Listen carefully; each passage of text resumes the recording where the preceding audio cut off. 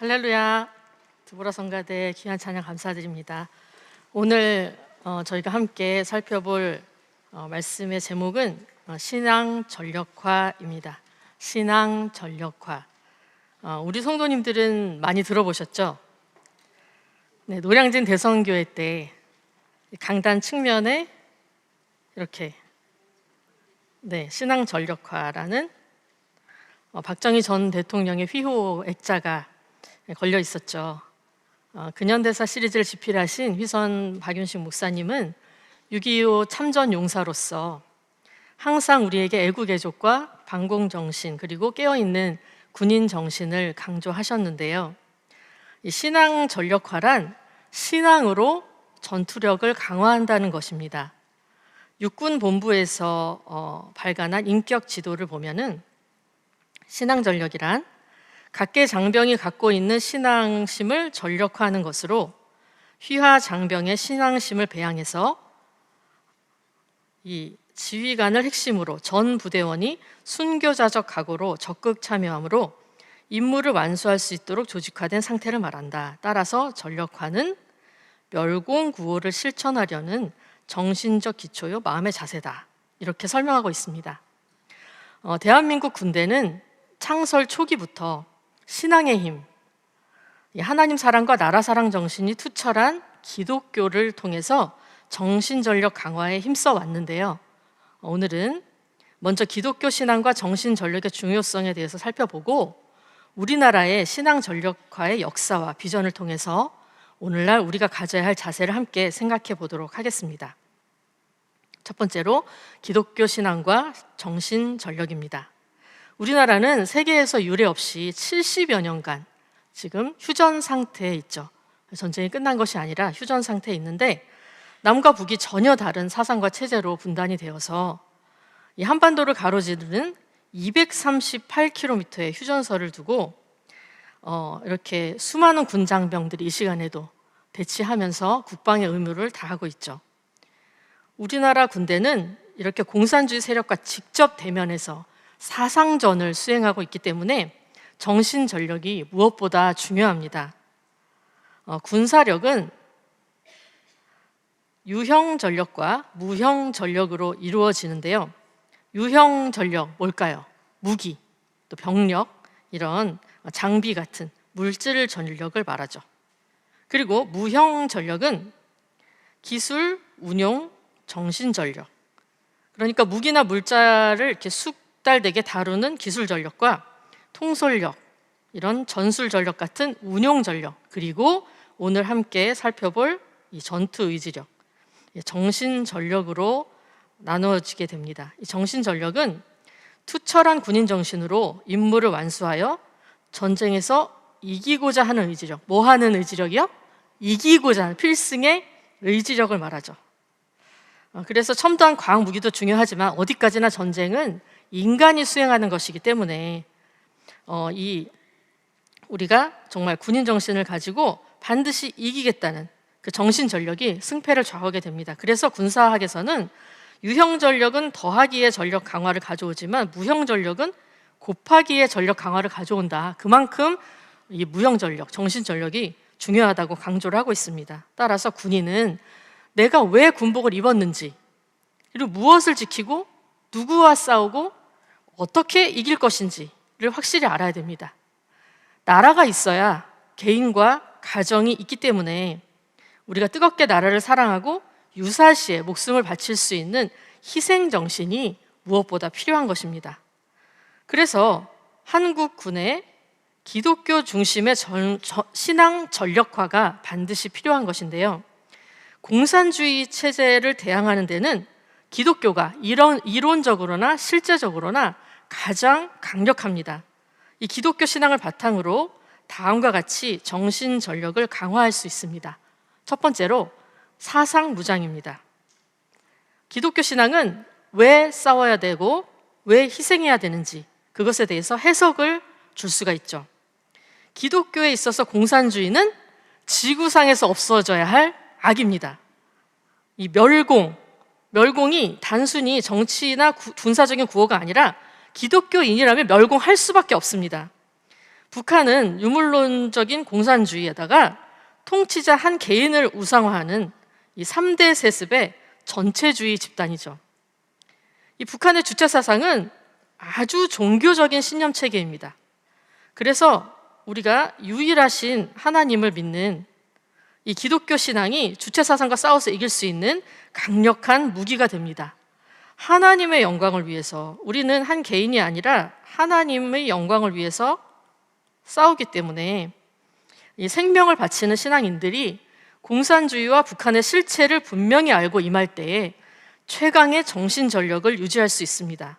그리고 북한에 어떤 급변 사태가 일어나게 되면 제일 먼저 우리 군이 들어가서 안정화 작전을 전개하게 될 텐데요. 북한의 다음 세대와 직접 접촉하는 한국의 군인들이 이 보급화가 된다면 한반도 통일을 준비하는 그런 사상적인 준비도 될 수가 있는 것입니다. 두 번째로 자유민주주의 수호입니다. 북한은 남한 전체를 공산화하려는 야욕을 포기하지 않고 핵무장에 사활을 걸고 있습니다. 공산주의는 폭력을 통해서라도 목적을 이루려고 하기 때문에 우리는 자유민주주의를 수호하기 위해서 압도적인 군사력을 갖추고 있어야 됩니다. 군은 기본적으로 국가에 충성을 해야 되는데 이 충성을 바칠 대상이 정확할 때 충성심이 우러나오는 것이죠. 우리 군의 충성의 대상은 무엇일까요? 바로 헌법, 우리나라의 헌법이 수호하는 가치입니다. 자유민주주의죠. 그래서 이 자유민주주의는 인간의 존엄성을 지키는 것인데, 인간의 존엄성은 어디서 왔어요? 바로 하나님의 형상대로 지음받은 우리 인간에게 하나님께서 주신 절대적인 가치이기 때문에 하나님을 믿으면 자유민주주의를 지킬 수 있는 것입니다. 이 군대는 국가와 국민을 지키기 위해서 평상시에 철저한 안보 태세로 침략에 대비하고 그 침략을 억제하지만 일단 전쟁이 발발하면 이겨야 되겠죠. 그래서 전쟁이 질질 끌어서 오래 가게 하는 것이 아니라 빨리 싸워서 승리로 종전을 해야 되는 것입니다. 그래서 평화를 원하거든 전쟁을 준비하라, 이런 말이 있죠. 전쟁을 원치 않을수록 전쟁을 철저히 준비해야 된다는 것입니다. 전쟁이 일어나지 않게 하기 위해서. 그런데 보통 전쟁은 정신적이거나 신앙적인 투쟁으로 발생하기 때문에 정신무장이 되어 있지 않으면 적과 마주치기도 전에 패배할 수밖에 없습니다. 그래서 평상시에 신앙의 터 위에서 자유민주주의의 가치를 확실히 알고 군기를 유지하게 하는 것이 중요합니다. 그 다음에 이 사생관의 확립이 중요합니다. 사생관, 죽고 사는 것, 삶과 죽음에 대한 태도를 말하는데요. 이 사생관 확립에 가장 큰 힘이 되는 것이 바로 기독교입니다. 마태복음 10장 29절에 보면은 참새 한 마리도 하나님의 허락이 없이는 떨어지지 않는다, 이렇게 하나님의 절대 주권 사상을 믿을 때에 죽고 사는 것을 전적으로 하나님께 맡길 수가 있죠. 그래서 구원에 대한 확신과 천국의 소망을 가지고 두려움 없이 전투에 임할 수 있고, 이 죽음에 대한 공포도 극복하고 반드시 승리한다, 이렇게 담대하게 나갈 수 있는 것입니다. 또한 항상 하나님이 함께 하신다는, 내가 하나님 앞에서 산다라는 의식이 있기 때문에 평상시에 근무도 성실하게 할 수가 있습니다. 그리스도의 좋은 군사로서 사명감을 가지고 이 모범적으로 복무를 하죠. 또 대인관계도 원만하게 하죠. 그리고 정서적으로도 평안과 안정을 유지할 수가 있습니다. 그래서 신앙을 가진 장병이 휴가 미복귀자, 그러니까 휴가 갔다가 안 돌아오면 뭐 돼요? 탈영이죠. 휴가 미복귀자가 확실히 적은 것, 거의 없다는 것이 통계적으로도 보고가 되고 있습니다. 이렇게 우리나라는 해방 이후 1948년에 대한민국 정부가 수립되고 조선 경비대가 창설된 때부터 이 기독교 신앙을 주목해서 기독교 신앙을 가진 군 지휘자들과 또 일반 교회가 합력해서 신앙 전력화에 힘써 왔는데요. 우리나라의 신앙 전력화의 역사와 비전을 살펴보도록 하겠습니다. 우리나라의 군대가 창설된 초기에 기독 군인들과 가족들이 먼저 모여서 예배를 드리기 시작했어요. 그러다가 결정적으로 6.25 전쟁 시기에 이 군목 제도가 시작이 되어서 군 선교가 활발히 이루어지게 되는데, 먼저 이 군목 제도, 성직자이면서 군인인 군목 제도는 세계에서 미국, 영국, 캐나다, 이스라엘, 호주 정도밖에 없어요. 그런데 우리나라에는 1949년 1월에 먼저 해군에서 시작이 됐습니다. 초대 해군 참모총장이었던 손원일 제독이 서구 여러 나라들처럼 정신무장에는 기독교 신앙이 절대적으로 필요하다고 보고 군목 제도를 도입을 했습니다. 그리고 육군에 본격적으로 군목 제도가 마련된 것은 바로 6.25 전쟁 때입니다. 치열한 전투가 벌어지고 이 나라의 운명이 풍전등화의 위기 가운데 있을 때 한 무명의 카투사 병사가 이승만 대통령에게 진정서를 보낸 거예요. 뭐라고 썼냐면, 성직자가 군에 들어와서 전투에 임하는 장병들의 가슴을 신앙의 철판으로 무장시키고 기도로 죽음의 두려움을 없게 하여 주옵소서, 이렇게 군목이 필요하다고 편지를 보낸 것이죠. 그리고 미국 감리교 선교사 윌리엄 쇼, 또 천주교 주교 조지 캐롤, 이런 사람들이 미 극동사령부 군종과장 이반 베넷 목사를 만나서 군목 제도의 설립을 의논을 했습니다. 그런 가운데 1950년 9월 15일에 인천 상륙작전이 성공했죠. 그리고 9월 18일에 이제 개신교, 천주교 이런 지도자들이 연합 집회를 가지고 군목 제도가 필요하다 의논을 하는 가운데 장로교 한경직 목사, 또 성결교 유형기 목사 등이 국방부 장관과 국무총리에게 건의를 하게 됩니다.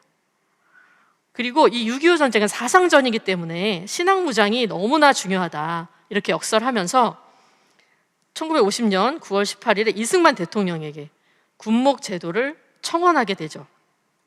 그래서 이승만 대통령이 각계 의견을 수렴해서 1950년 12월 21일에 대통령 비서실 지시 제29호로 군종 제도 설치를 지시하게 되었고, 마침내 1951년 2월 7일에 우리나라의 군목 제도가 정식으로 시작된 것입니다.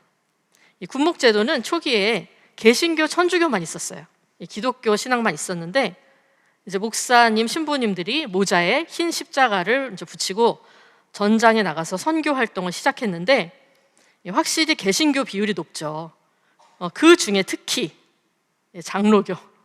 장로교가 비율이 아주 월등히 많았습니다.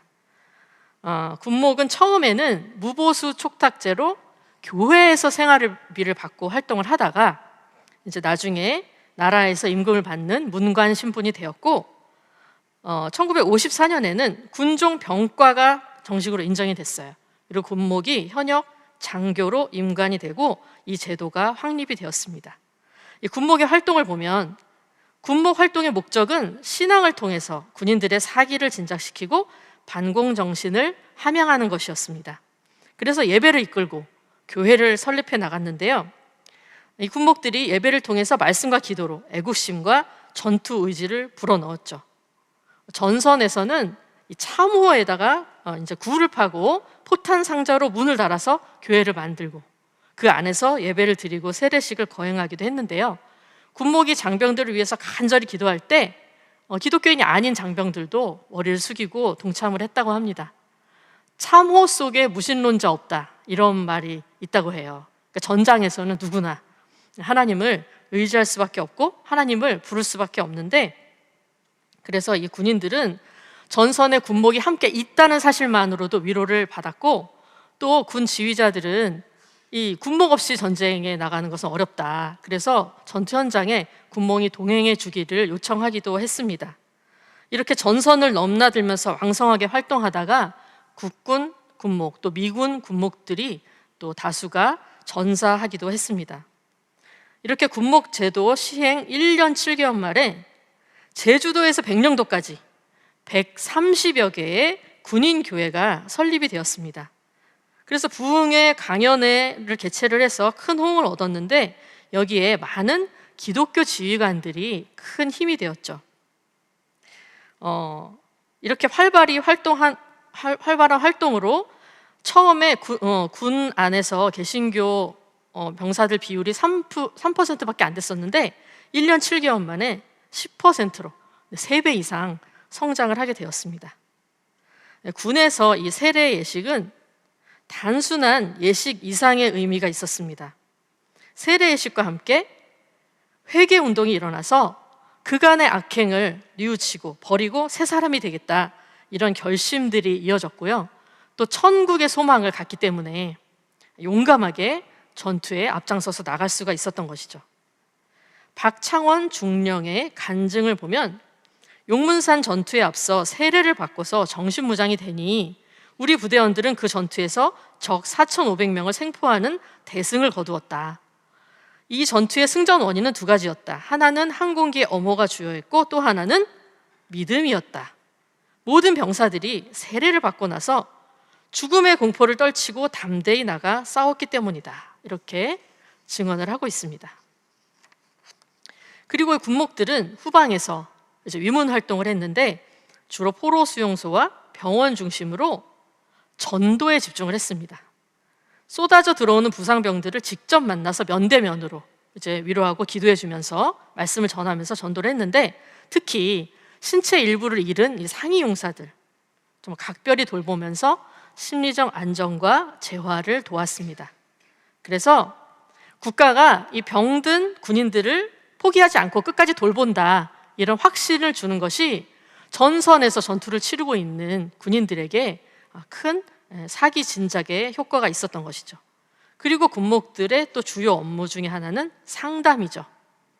몸과 마음이 지친 군인들을 위로하고 그 고충을 들어주고 또 조언을 하고 이러면서 매일 군목실을 두드리는 장병들이 늘어갔습니다. 또 이 군목들은 부대의 문제들을 해결하면서 또 환경을 개선하는 일도 했는데, 지금 전선에서 장병들이 꽁꽁 얼어붙은 주먹밥 하나, 그것도 간도 없이 새우젓 몇 알, 소금 이렇게 찍어가지고 먹으면서 전투를 하고 있는데 후방에서 관심을 가져야 된다. 그래서 위문품 전달하고 이렇게 기도해 줄 수 있도록 그렇게 많은 지원을 이끌어냈습니다.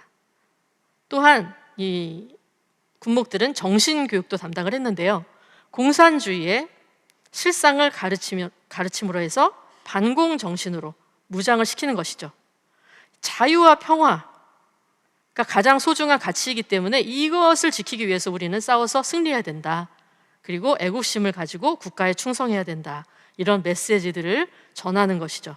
그리고 술, 담배, 폭행, 음란 이런 군인답지 못한 생활을 청산하도록 선도 활동을 펼친 것도 정신전력 강화에 큰 보탬이 됐습니다.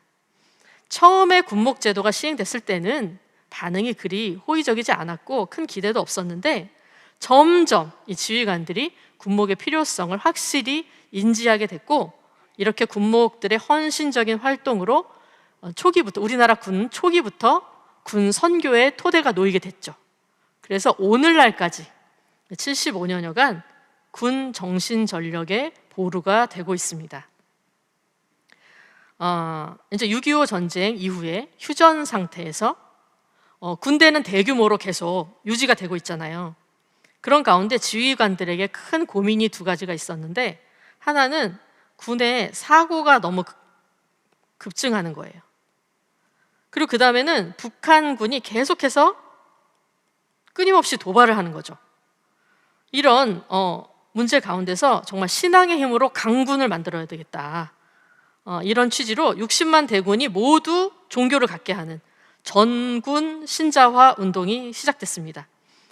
전체 병사가 하나 이상이면 안 되죠.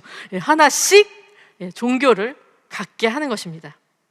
1960년대 말에 일군 사령관 이 한신 장군이 군대에 보니까 출감자, 이상성격자, 무위탁사병, 극빈가족 출신 등등 보호사병이 13,200여 명이나 되는 것을 알게 됐어요. 이 13,200명이면 1개 사단 병력이 넘기 때문에 아주 큰 위험 요소가 되었죠.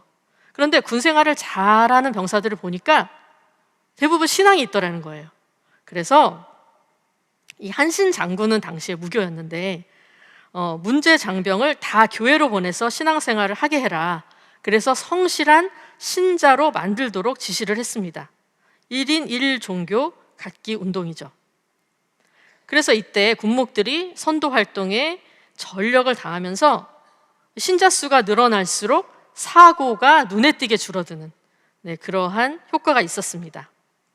이 전군 신자화 운동을 더욱 가속하게 된 것은 바로 북한군의 침투가 계속됐기 때문입니다. 그래서 안보 위기 가운데 이 대표적인 사건은 여러분 김신조 사건으로 알려진 121 사태, 바로 1968년 1월 21일에 북한 무장 게릴라 31명이 청와대를 기습하기 위해서 침투한 사건이 있었죠.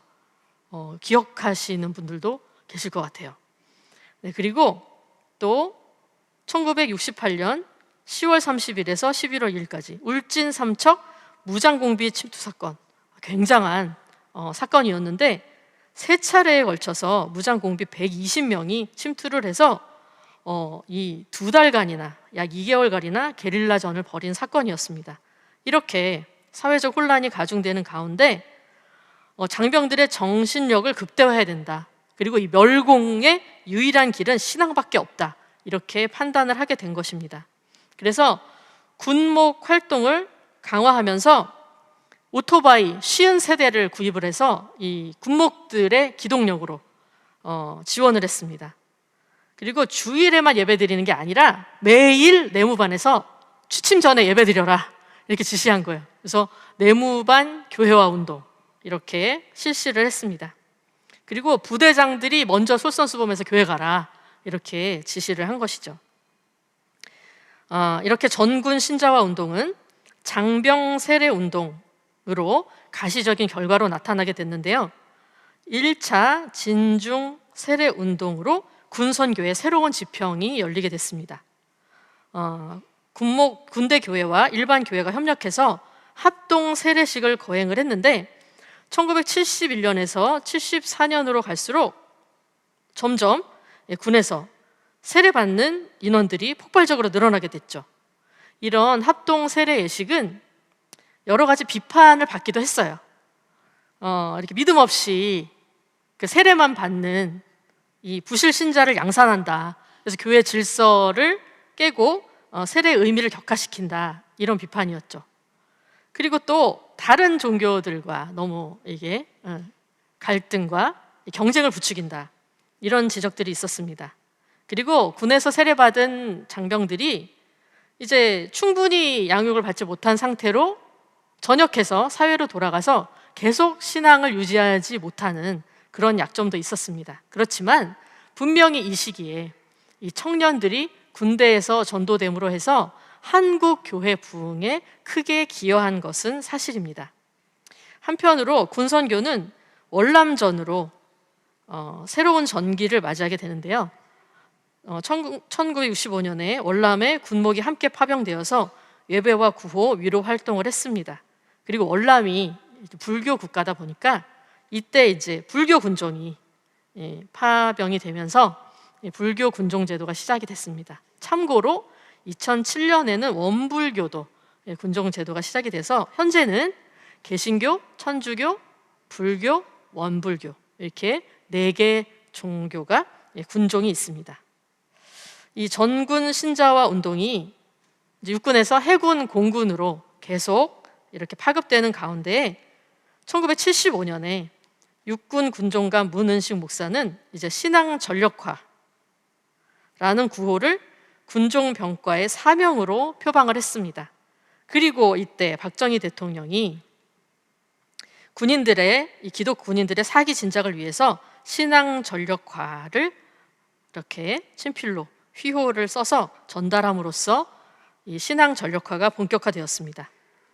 여기에 대해서 전후신문을 보면은 육군본부 군종감실은 즉각 이 휘호를 원본의 크기와 같이 복사하여 전후방 각급 부대 군종 실무자들에게 배포, 신앙심을 통한 정신전력의 강화에 더욱 내실을 기할 것을 촉구했다. 종교 활동을 통해 국가 간 합립과 인격 지도를 통한 장병들의 필승 의식 고취 및 전도 활동으로 인간관계가 개선되어 나갈 때 초전 필승을 향한 전력이 더욱 강화되어 나갈 것이다. 이렇게 전하고 있습니다. 육군 제3사령부에서 발간한 선봉신앙에서는 신학 전력화를 이렇게 설명해주고 있는데요. 지휘관을 핵심으로 전 장병을 신자화하여 각계 장병이 신앙심으로 공산주의와 대결하는 이념 무장을 삼고 유사시에는 하나님을 위하여, 나라를 위하여 죽으면 죽으리라는 일사각오와 순교자적 자세로 싸워 이길 수 있게 함을 의미한다. 이렇게 설명해주고 있습니다. 휘선 박유시 목사님의 설교 가운데 보면은 2001년 6월 17일 설교, 우리나라를 돌봐주신 하나님 설교 중에 6.25 때 보니까 가장 담대한 군인은 다 예수 믿는 사람들이었습니다. 신앙 전력화를 모토로 하고 전군 신자화 운동을 전개하고 있는 이유가 거기에 있습니다. 신앙의 사람들은 개인적으로는 온순한데 나라와 민족을 위해서 용감하다는 거예요. 군 지휘관들이 이 점을 중시했다는 것이죠. 그래서 하나님의 군대는 겁이 없고 강하고 담대하다. 이렇게 말씀을 하셨습니다. 그런데 이제 박정희 대통령이 서거한 다음에 그 성전 그 앞에 신앙 전력화 액자 붙여놓은 거를 누가 떼자고 한 사람이 있었나 봐요. 그러니까 원로 목사님이 설교 중에 죽는 한이 있어도 못 된다. 저게 성경적이다. 절대 못 된다. 이렇게 말씀하시는 것을 보게 됐는데, 박윤식 목사님도 이 시기에 많은 군부대 활동, 위문 활동을 하시고 또 우리 두보라 성가대들도 많이 동행하셨잖아요. 그리고 항상 군경을 위해서 기도할 것을 또 우리에게 가르쳐 주셨죠. 이렇게 각급 부대는 전군 신자화 운동을 더욱 힘차게 추진을 해서 합동 세례식, 종교 강연회, 성경 보급, 내무반 교회화 운동, 또 무위탁 사병 위로회, 가나 농군학교 위탁교육, 이거 말고도 프로그램이 엄청 많아요. 이렇게 많은 활동들을 통해서 이제 신앙 전력화를 추진해 나갔습니다. 그리고 열악한 군인 교회들을 보수하고 건축하는 진중 교회 건축 운동을 벌려서 90년대 말에는 거의 전 부대 교회가 건축되는 대역사가 있었습니다. 이 전군 신자화 운동과 신앙 전력화는 전두환 대통령 이후로 많은 제한을 받게 됐지만 한국 교회는 청년 군인들을 군대에 있을 때 전도하는 것이 대한민국 전체의 복음화의 가장 확실한 방법이라고 믿었기 때문에 계속해서 군 복음화 운동을 추진해 나갔습니다. 그래서 1990년부터는 2차 진중세례 운동을 추진하게 되는데 육군 교육사령관으로 부임한 김진영 장군이 주도를 했습니다. 김진영 장군은 하나님께서 자신에게 이 병사들의 영혼을 구원하는 사명을 맡겨주셨다, 이렇게 믿고 전도와 진중세례에 전심을 다했는데요.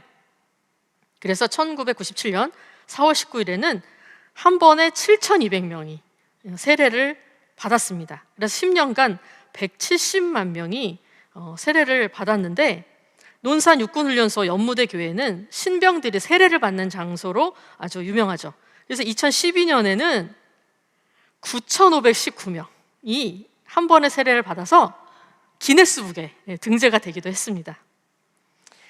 이렇게 이제 세례 운동을 추진하면서 1999년부터는 비전 2020 운동을 적극적으로 추진했는데 주 목표는 매년 25만 명이 세례를 받게 해서 거기서 끝나지 않고 반드시 지역의 교회로 돌아가서 거기서 이렇게 계속 신앙생활을 할 수 있도록 하면은 2020년 경이면은 국민의 75%가 기독교인이 된다, 이런 비전으로 힘차게 운동을 추진한 거죠.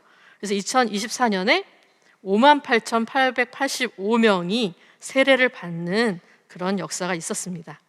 그리고 이제 계속해서 비전 2030 운동, 100만 장병을 한국 교회로, 이런 슬로건으로 계속해서 이 군 선교를 진행해 나가고 있는데요. 이 군 선교는 교회뿐만 아니라 국가 안보에 아주 직결됩니다. 신앙으로 무장된 청년들이 군복무를 마치고 사회로 돌아오면 정말 나라를 사랑하고 자유민주주의를 수호하는 그러한 투철한 반공 정신을 가진 그런 무형 전력이 되어서 나라 각처에서 또 활약을 할 수가 있는 것이죠. 군대는 100년 동안 전쟁이 없더라도 단 하루의 전투에 투입되기 위해서 전투력을 항상 유지해야 되는데요. 남과 북의 전쟁이 끝난 것이 아니기 때문에 우리는 철저한 경계와 교육 훈련으로 전시를 대비해야 되는데, 휴전 상황이 너무 오래되다 보니까 지금이 전시가 아니라 평시처럼 느껴지기도 합니다. 그러나 북한은 천안함 폭침, 연평도 포격, 이런 무력 도발을 쉬지 않고 계속해 왔습니다. 심지어 지금은 어떤 상황이 있죠? 그렇게 국제사회의 경제 제재를 강력하게 받으면서도 러시아와 동맹을 맺어서 실전에, 전쟁에 참전을 해서 실전 경험을 계속 늘려가고 있는 상태에 있습니다. 한국군의 최첨단 무기 체계는 이미 북한의 재래식 무기 체계를 앞질렀지만 정신전력 상태는 판단하기 어렵습니다. 비극적인 사변이 다시 발생하지 않기 위해서는 적을 전력으로 압도해야 되는데, 유형 전력은 물론이고 무형 전력에서 우리의 군기가 월등히 뛰어나야지만 이길 수 있죠. 그런데 이 기강이 해이해지고 사분 오열되면 단 한 번의 전투로도 무너질 수가 있는 것입니다. 이러한 가운데 2011년부터 대한민국 근현대사 시리즈를 발간해서 휘선 박윤식 목사님께서 군과 학교에 보급하는 일에 힘쓰셨는데, 그래서 국방전신전력원 또 합동군사대학교 정신교육교재로 채택이 돼서 우리 군 장병들이 이 책을 읽고 있죠. 몇 장병들의 독후감을 한번 볼까요? 이 병장, 동모모 병장은 외국 생활을 오래 하다가 군대 온 그런 군인인데, 대한민국 근현대사 시리즈 4권의 책 읽기를 모두 끝마치기까지 도저히 책을 내려놓을 수 없었다. 현재 활동하고 있는 대한민국 내부 종북 세력의 활동 유형과 제주와 여수에서 반란을 주도한 좌익 세력들의 양상이 매우 비슷하다는 것을 알 수 있었기 때문이다. 대한민국 근현대사가 올바로 인식되어 군 장병들을 비롯한 국민 모두가 뚜렷한 국가관과 안보관을 확립하고 북한의 대한민국 근현대사 날조 행위를 원천 봉쇄해야 할 것이다. 이렇게 썼어요.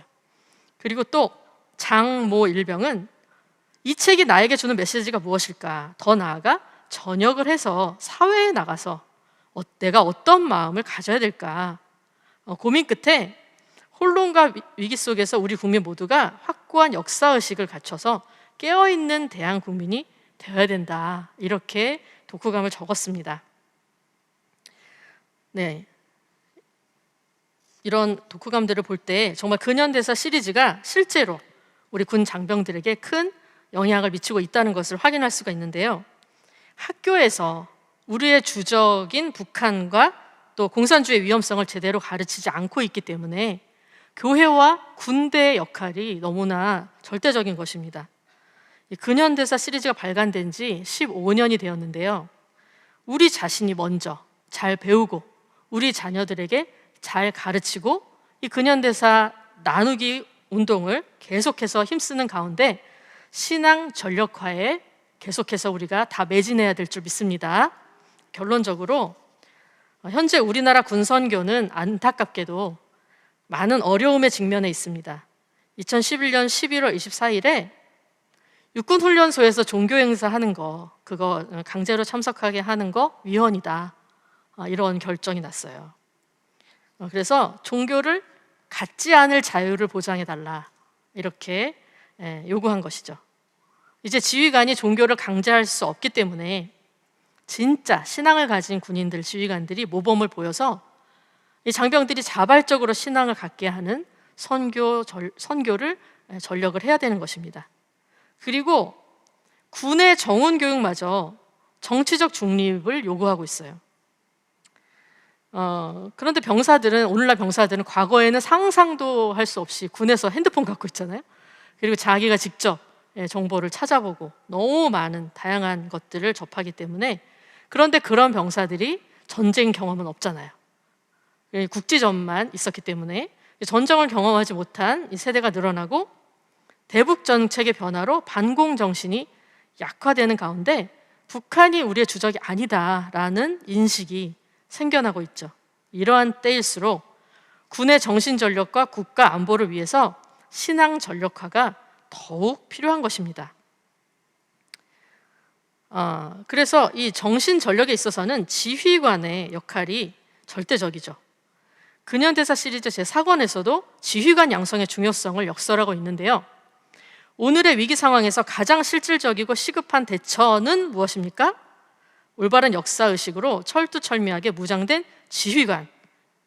바로 이 지휘관이 한 사람이 이북의 핵폭탄을 이길 수 있는 큰 위력입니다. 이렇게 말씀하고 있습니다.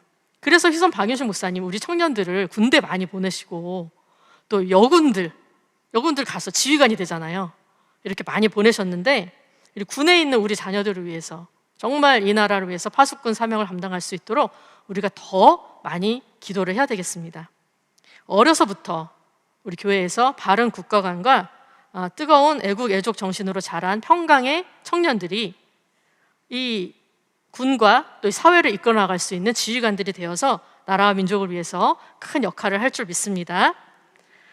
그런데 이 신앙 전력화는 군대에만 해당되는 것이 아니죠.